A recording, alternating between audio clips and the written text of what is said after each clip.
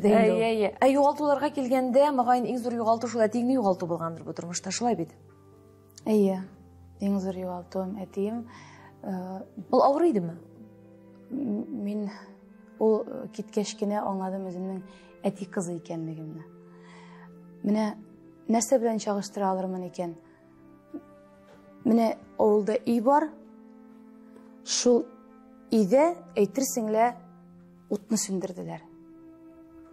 Ничектер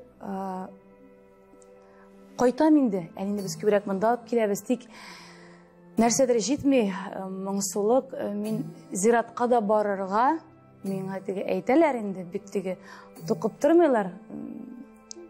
Кызым, барып кайтмыйсыңмы дип әйткәндә, бара алмыйм, авыр. Бушлыкка. Әле дә булса ничектер соңгы хәлгә ышанып бетә алмыйм. Нык сагынам. Бик нык сагынам. Әтинең әнә шул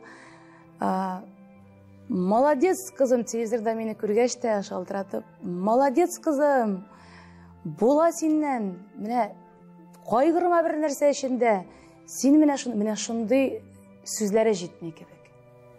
Менә бу хәлләр синең әтиң мәрхүм булгач булды бит әле, бит? Әти үлеп, мин эшен 7-сен генә үткәрдем, чөнки кыз бала буларак әле мин гаиләдә лидерда, авыл дигәндә, абыйларым арасында алар һәрберсе теге миннән нәрсә чыкканны күреп, мин теге оештырырга яратам, менә монысы булай булырга тиеш дип, еларга да вакытым булмаган иде. Еларга да вакытым булмады. Инде 7-сен үткәреп киләм дә, мин әйтәм, бер бикләнеп, белмәмдә, рәхәтләнеп бер утырып елармын дигәнем. Әнә шул башка әйтерсең бер саатыннан берсе килә бит инде ул. Шулай әйтерсең махсус эшләнгән кебек, менә шул вакытка туры китереп. Икенче көнне шул хәлләр башланды һәм ничектер бер кырыйга әтине теге алып куйдым да, буларны теге решайта башладым дисәм дә була. Но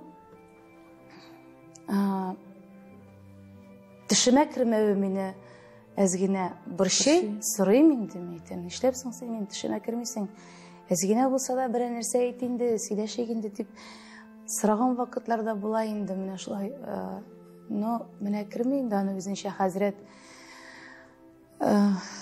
риза булып ята инде ул ди.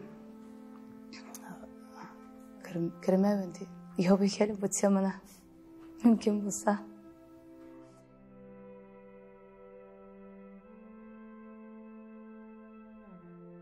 Хәзергәме чуть-чуть кенә.